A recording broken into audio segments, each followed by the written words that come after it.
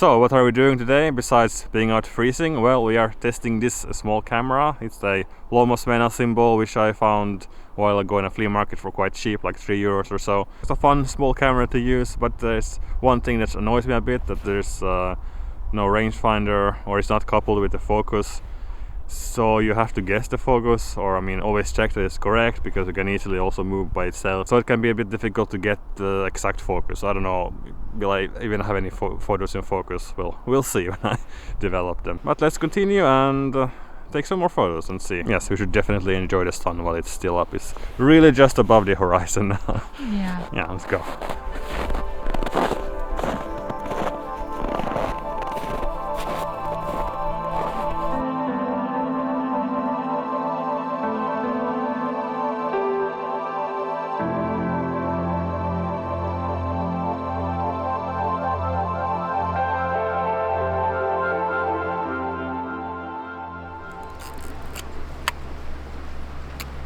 I thought it jammed there for a second, but it's actually it's working just fine in the cold also.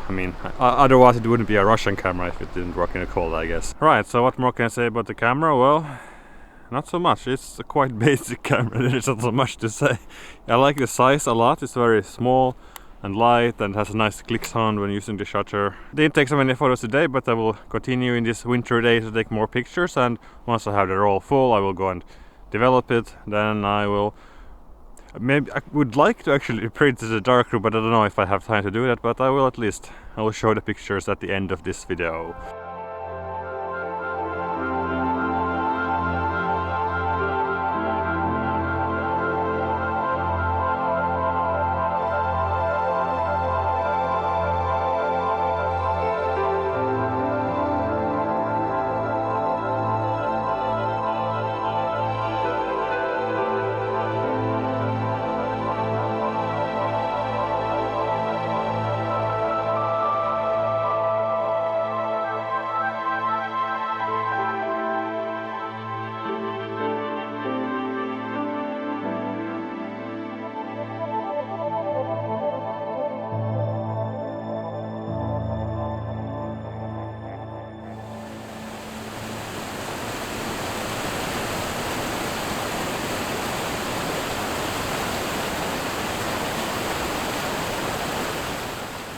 I'm happy to announce that I've finally finished the roll and also developed it, so now you can actually look at the photos.